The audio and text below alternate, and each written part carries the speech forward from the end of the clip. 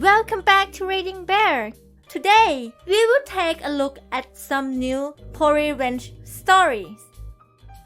And if you enjoyed my content, please don't forget to subscribe to my channel and post some bear emojis in the comments. Let's go! The first one is titled, Parents Use Trees to Block Occupancy Permits. So my parents bought their house in the early 90s in a very expensive city. They bought the garbage house on the block and 30 years later it's quintupled in price. This is relevant. My parents live in a very upscale suburb of said expensive city, think San Francisco, New York. The city is run by old ladies who don't allow anything. Drive-throughs are not permitted in the suburb for aesthetic reasons. There are no streetlights allowed except for on the main street to keep the city rustic. Apartments are not ever permitted. You get what I'm throwing at ya. This place is no joke. Anyways, my parents live on a granite hill with a gorgeous view of the valley. This hill is very windy. Imagine my parents have a long rectangular house, mid-century to help you imagine, and the hill and street wrap around one end of the rectangle going uphill. The curve is basically a U. There is another shallower curve below us, so it's basically an upside down S. Large trucks cannot get up their street. They can't make it past the first turn, much less the turn at my folks' house. Mid-sized trucks cannot make it past the second turn at my parents' house without cutting onto my parents' property. Unfortunately, developers like to test that theory. Okay, so to the story. The sweet elderly neighbor above my parents' house passed away a few years back. She had a beautiful, well-maintained mid-century, albeit all original, with a gorgeous view. Not much property, but the view is amazing. Of course, developers snap it up, not realizing how much of a witch it is to get permits in this stuck-up suburb. That's hurdle number one. Instead of modernizing this gorgeous mid-century, the developers of course need to rip it down to the studs and completely rebuild it into a dated 2000s-looking box. Complete with an in-ground, soaking pool, basically a cold jacuzzi. I don't get it. Backyard is way too small for a pool. You get where this is going. So developers upset the neighbors below because they tried to bring the extra big trucks and completely destroyed their brick mailbox. Developer switched to medium-large trucks and started driving over my parents' property. My parents also have a brick mailbox that is part of the fencing. They hit the mailbox so hard it moved the mailbox and the fence. Remember how my parents live on a hill? Yeah, that fence is part of the retaining wall. They were also continually doing damage to the edge of my parents' property by driving over it.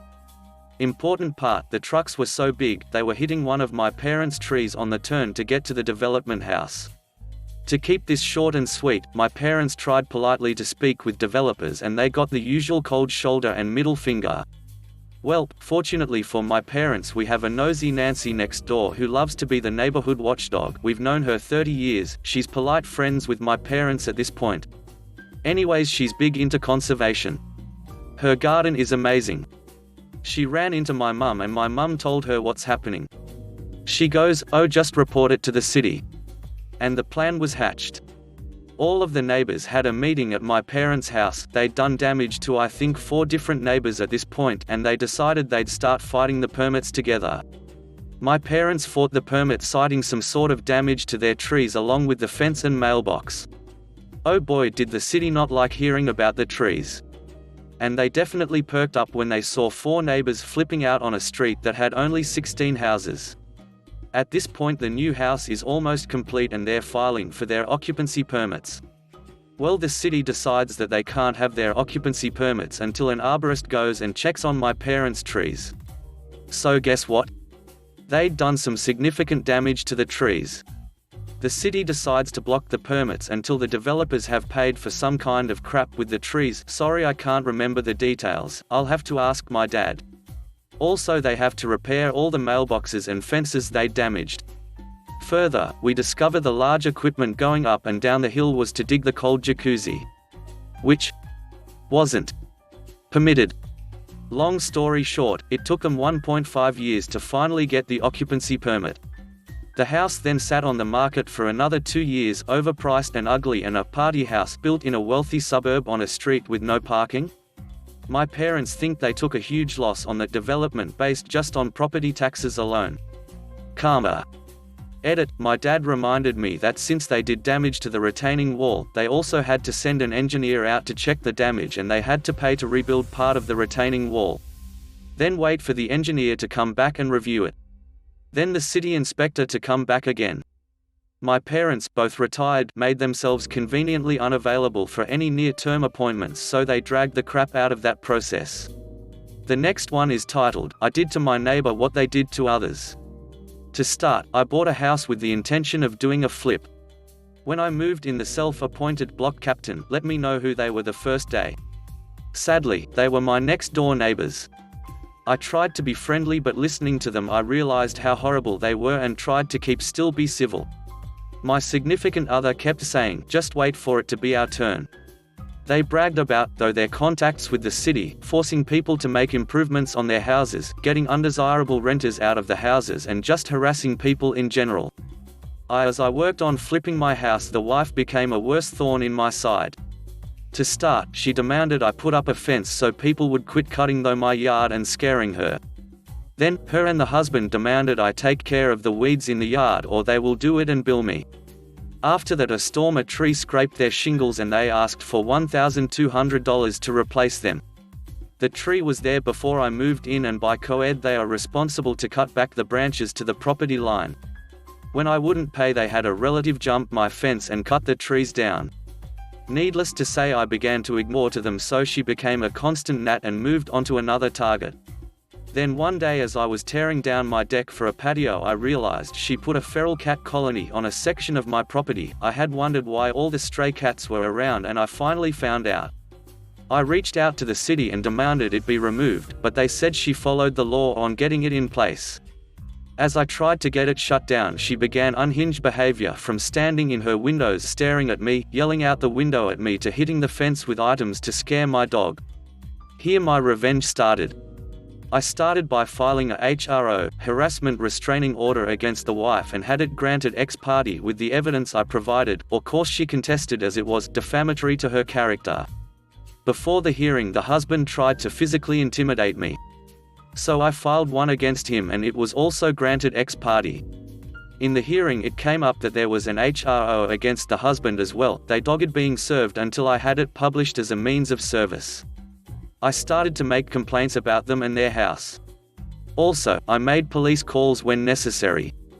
As I did this, the other neighbors began to realize they could do to them what they had done to them and others. For example, as I was having my front door replaced, needing a building work permit. I knew they were doing internal remodeling, so I called a city inspector and they were fined for not having permit. As she ranted at the inspector, he looked at my window and saw I had mine displayed. Their back porch became hoarded, so I made another call to a city inspector and they had to clear it out. Then they had a broken window on the porch door, so I called an inspector and they had to replace the door. Next, the paint on their house was peeling, so I called an inspector and they had to repaint. The inspector also found the wood underneath was rotted along with their front porch was sloping. So, they needed to fix the front porch, sections of wood and repaint. Through all this they had up cameras to prove they were not doing the things I said, i.e. hitting the fence. They also pointed a camera at my backyard. As it was legal to point a camera into my yard and a part of my HRO was her intrusive watching behaviors, I gave the camera the middle finger on my way to and from my garage. When she complained, with the city tiring of her, their response was she was admitting to intrusively watching me. The fight over the cat colony came to an end when I realized one of the cats had a serious disease and I began to capture them and turn them into animal control. Don't worry, animal control was part of the feral cat program, so they would not be put down, but the neighbor would have to pay a fine to get each cat out or have the colony closed. Finally I caught the sick one and it had rabies. Part of the program was for her to capture each new cat, have it vaccinated. Something she admitted to willing not doing on her GoFundMe for the colony. I soon had the GoFundMe shut down when I provided the evidence she was not using the funds as she stated they were going to be used. The city now had to act to close the colony. The person at Animal Control who wouldn't respond to my complaints was fired. The neighbors called in a city mediator who we met with, presented all the evidence and said we would not meet with them, and provided extremely racist tweets they made about neighbors. The city cut ties with them as community leaders. With their power to bully gone and having spent what I can only imagine in fines and repairs, like they did to numerous other neighbors. After 14 years they sold their house and moved out, way out to the suburbs where they only have one neighbor about 50 yards away.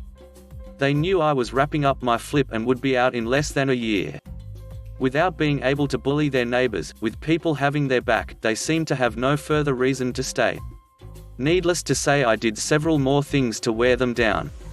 Finally, when I listed my house, it was sold while theirs was still on the market. As a final duck you to them, I reported to the county they had both the new and old house listed as their homestead, meaning they were paying less in property taxes, so they got hit in with more fines on my way out.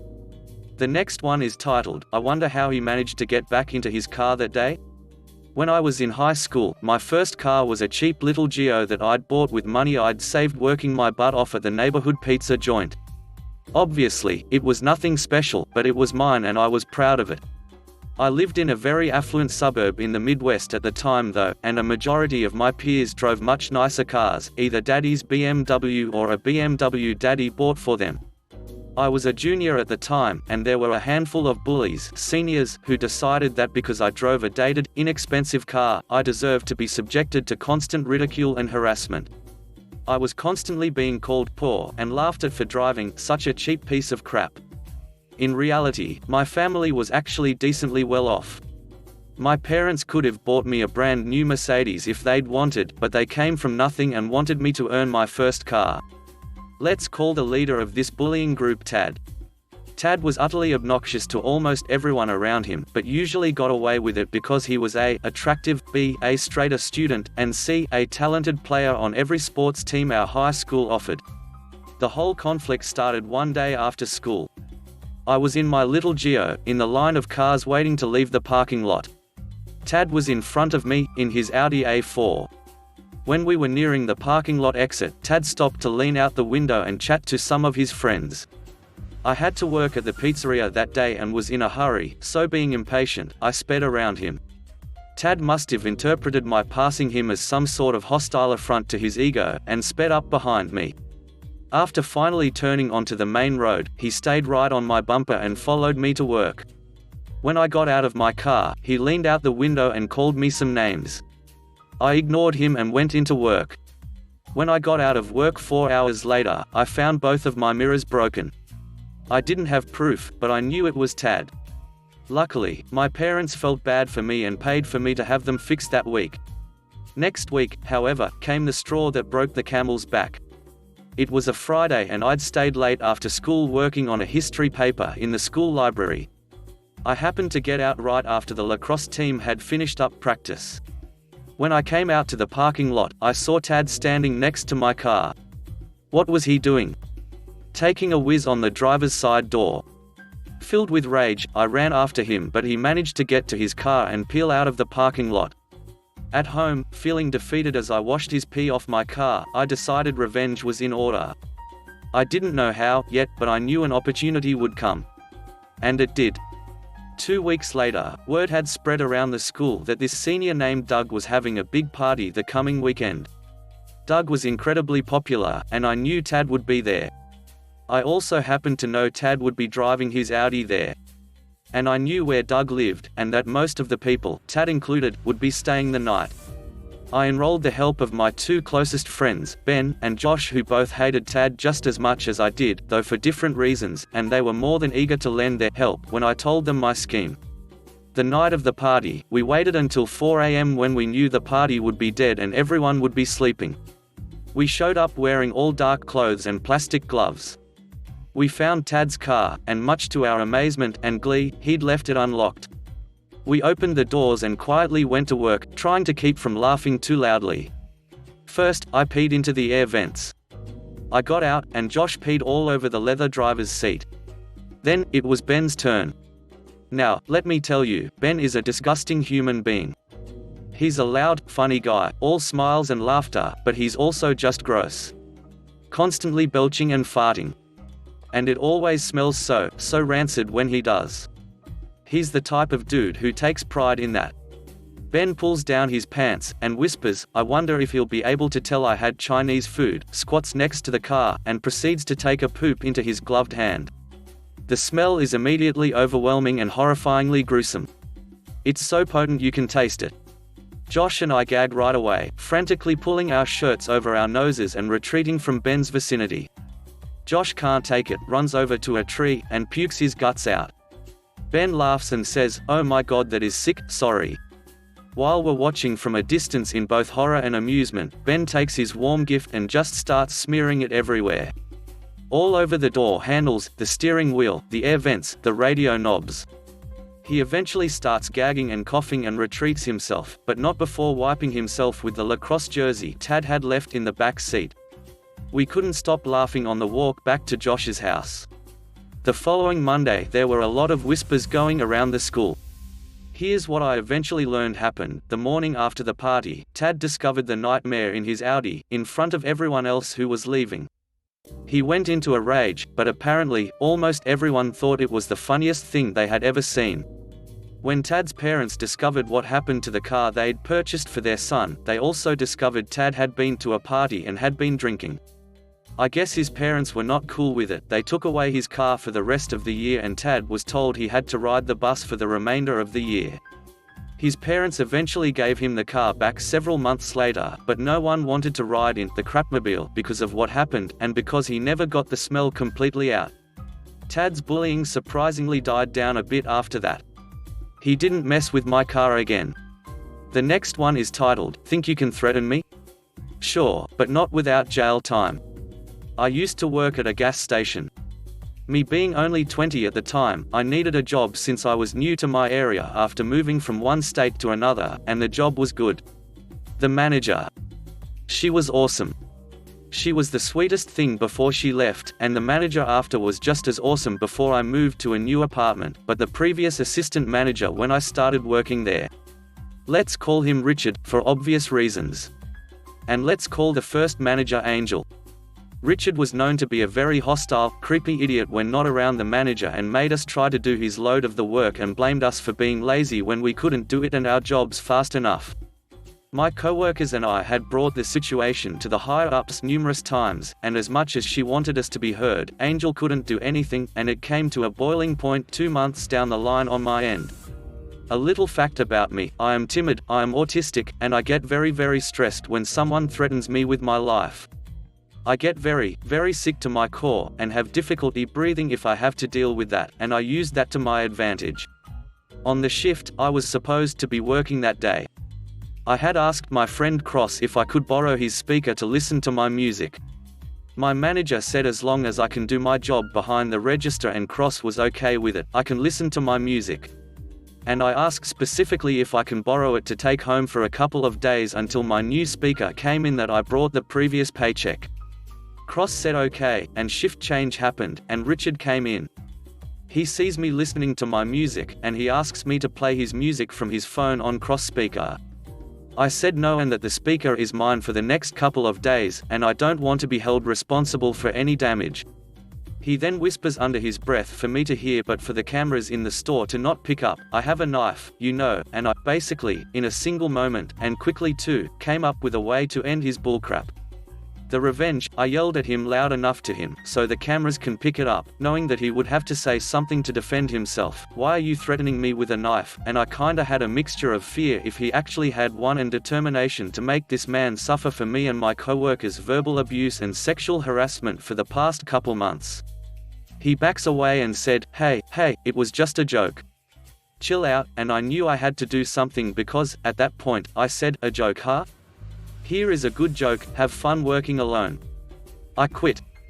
I walked out, called my mother who I lived with nearby, explained the situation in tears after the adrenaline and fear finished its end, and I called my manager to explain to her the situation.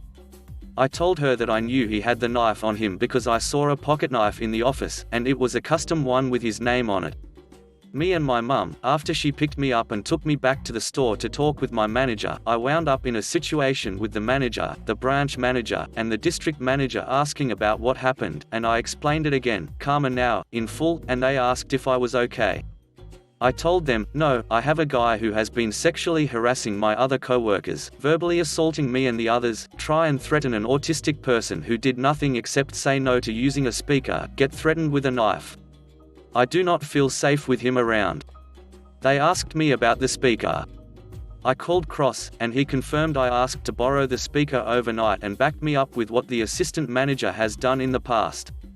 And at that point, police were called. They checked the cameras and heard me yelling about the knife, and after a few months, I come to learn he got fired from his last job and arrested for them finding out he was in jail for threatening physical harm to a disabled person, sexual harassment, sexual assault, and unauthorized concealed weapon. He wanted a speaker, he got a speaker, a few speakers on a podium who put his butt in jail about a week after. The last one is titled, "Run a Red Light in Front of Me? Talk to the cop who's just behind me. I don't like red light runners. It's really dangerous. But I got my revenge. Once. This was, mumble, years ago. I was doing my usual commute and had just missed a light, so I was first at the intersection and others were lining up behind me. It's a sunny day in California, so I'm just looking around and I spot a CHP, California Highway Patrol, car in the next lane over and one car back. It's a good thing to notice, cough, and I make a mental note to behave myself when the light turns green. I drove a black Saab 900 Turbo. I really liked that car. As the light's about to turn green, I see across the intersection a car approaching fast in the left turn lane to turn in front of me, and it's clear that they're not going to succeed at beating the light. It's not even going to be close. My light turns green, I start to move forward as if I didn't see them, then slam the brakes and hit the horn, and they go zooming past in front me. It was all for show and I didn't even get into the intersection, but sure enough, Mr. CHP noticed and makes a right turn around the traffic island to follow them. In my imagination, the officer says, "You know, you nearly caused an accident back there, and in California red light tickets are really expensive," but I continued on my way to work. Just another day in Silicon Valley. Thanks for listening.